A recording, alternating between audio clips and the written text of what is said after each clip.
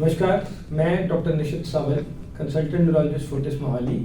और आज हम बात करेंगे जिस विषय पे वो है डीबीएस का पार्किंसन डिजीज में रोल।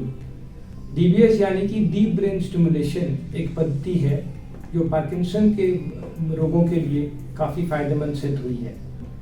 पार्किंसन बीमारी में जब सिंडोपा या लेवोडोपा का असर आना कम हो जाता है या गोली खाने के बाद हाथ पैर खुद हिलने शुरू हो जाते हैं, गोली के असर के बाद, जिसे कि लिवरडोपा इंड्यूस्ड डिस्काइनेसिया कहते हैं, या चलने में ज़मीन पे पैर चिपकने लग जाते हैं जिसे फ्रीजिंग ऑफ गेट बोलते हैं, तो उन स्थितियों में डीप ब्रेन स्टिमुलेशन का रोल आता है।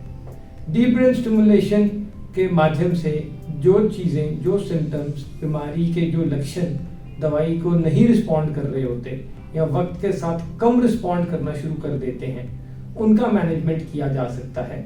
और डीप ब्रेन स्टिमुलेशन एक मिनिमली इन्वेसिव टेक्निक है। आगे का आपको डॉक्टर विवेक गुप्ता बताएंगे जो न्यूरो रेडियोलॉजिस्ट हैं। तो डीप ब्रेन स्टिमुलेशन या डीबीएस एक ऐसी मॉडर्न ट्रीटमेंट पद्धति है जो इमेज बेस्ड ट्रीटमेंट करती है। इमेज बेस्ड ट्रीटमेंट का मतलब कि ब्रेन के कुछ एरियाज जो अच्छे से फंक्शन नहीं कर रहे और जिसकी वजह से पेशेंट को प्रॉब्लम है, हम उन एरियाज को स्टिमुलेट करते हैं। सो बहुत ही साधारण सी बात है, अगर हमें कोई एरिया स्टिमुलेट करना है तो पहले उसे देखना बहुत ज़रूरी है। और उसमें एक बहुत ही एडवांस्ड एमआरआई, जिसे हम डीबीएस प्रोटोकॉल एमआरआई कहते हैं, उसका रोल आता है, जो कि हम अपने हॉस्पिटल में करते हैं। ये एक हाई एंड एमआरआई है जिसमें हम बहुत ही छोटे स्ट्रक्चर, जो कि 1 या 2 मिलीमीटर या कभी कभी उससे भी कम साइज के होते हैं, उनको एमआरआई पर देखते हैं। ऑपरेशन से 1 दिन पहले या 2 दिन पहले उनको स्टडी करते हैं। सर्जन, न्यूरोलॉजिस्ट, न्यूरोरेडियोलॉजिस्ट की टीम बैठ के ये डिसाइड करती है कि किस रूट से हमें उस टारगेट तक पहुंचना है, उस स्ट्रक्चर तक पहुंचना है। कोई रास्ते में कोई खून की नलियां तो नहीं है, कोई और प्रॉब्लम तो नहीं है। एक बार जब ये डिसाइड हो जाता है डीबीएस प्रोटोकॉल एमआरआई के बाद, तब उसमें एक और इमेज गाइडेड चीज़ का रोल आता है, जिसे हम एक एडवांस वर्क स्टेशन या स्टेल्थ स्टेशन कहते हैं।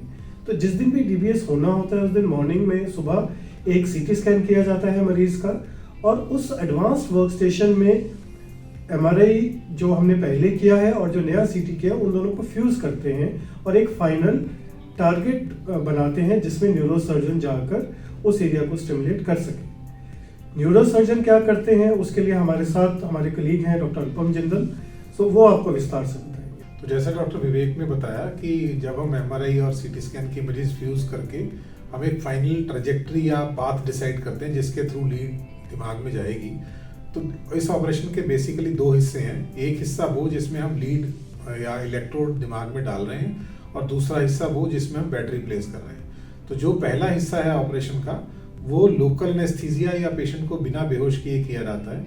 इस दौरान न्यूरोलॉजिस्ट डॉक्टर निशित सावल पेशेंट को मॉनिटर करते हैं कि जब हम लीड अंदर डाल रहे हैं तो वो किसी और जगह तो नहीं जा रही, या उस लीड को डालने के उस प्रॉपर साइड पे जो इफेक्ट हम चाहते हैं वो आ रहा है या नहीं आ रहा। और उस लीड को स्टिमुलेट करके भी देखते हैं कि उसका इफेक्ट और साइड इफेक्ट किस तरह से आ रहा है। एक बार लीड की डालने के बाद पेशेंट का दोबारा सीटी स्कैन करके चेक करते हैं कि लीड सही जगह पे है, और फिर जनरल एनेस्थीसिया देकर बैटरी जो चेस्ट में डालते हैं उसको डाला जाता है। तो ये फाइनल सर्जरी होने के बाद पेशेंट वापस नॉर्मली अपने रूम में जाता है, और जो डीबीएस की स्टिमुलेशन प्रोटोकॉल है वो नॉर्मली 15 दिन बाद शुरू होती है। Fortis hospital Mohali north India का पहला हॉस्पिटल है जहां पर डीबीएस शुरू हुआ, और यहाँ पर डीबीएस एक मल्टी डिसिप्लिनरी टीम द्वारा किया जाता है जिसमें न्यूरोलॉजिस्ट, न्यूरोसर्जन और न्यूरोरेडियोलॉजिस्ट इन्वॉल्व होते हैं। सो अगर आप या आपके कोई जानने वाला पार्किंसन से पीड़ित है और मेडिसिन से रिस्पॉन्स नहीं हो रहा, तो हमारी सजेशन है कि आप फोर्टिस मोहाली को कॉन्टैक्ट करें।